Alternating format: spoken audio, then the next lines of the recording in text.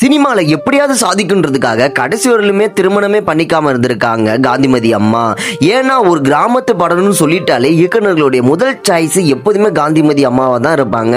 அந்த அளவுக்கு வாயில வெத்தலை பாக்க போட்டுட்டு அந்த கதாபாத்திரமாவே மாறிடுவாங்க. இதனால அனைத்து தரப்பு ரசிகர்களுமே கவர்ந்தாங்க. குறிப்பா சொல்லணும்னா தாய் குலங்கள் எல்லாமே காந்திமதி அம்மாவை தலையில தூக்கி வச்சு கொண்டாடினாங்கன்னா பாத்துக்கோங்களேன். அவங்க பேச ஆரம்பிச்சாலே நமக்கு சிரிப்பு தான் வரும். 16 வயதினிலே மண் வாசனை முதல் மரியாதை போன்ற படங்கள் எல்லாம் அப்படி ஒரு கிராமத்து பெண்ண பட்டைய கலைப்பிருந்திருப்பாங்க. புரட்சி தலைவர் எம்ஜிஆருக்கு நினைத்ததை முடிப்பவன் படத்துல அம்மாவா நடிச்சிருப்பாங்க. இவங்க கூட தான் அறிமுகமானவங்க மனோகர் அம்மா. ஆனா அவங்களுக்கு நிறைய பட வாய்ப்புகள் இருந்துச்சு. ஆனா காந்திமதி அம்மாவுக்கு இல்ல. மனோகர் அம்மாவை விட வித்தியாசமா நடிக்கக்கூடியவங்க தான் காந்திமதி அம்மா. அதுக்கப்புறமா நாடகத்துல நடிக்க ஆரம்பிச்சாங்க. இப்போ உள்ள நைட்டி கிட்ஸுக்கு எல்லாமே தெரியும். மை டியர் பூத நாடகத்துல இவங்களோட நடிப்பு அருமையா இருந்திருக்கும். தன்னுடைய கவனம் முழுவதுமே சினிமால இருந்ததுனால இவங்க கடைசி வரைக்குமே திருமணம் செஞ்சுக்கல.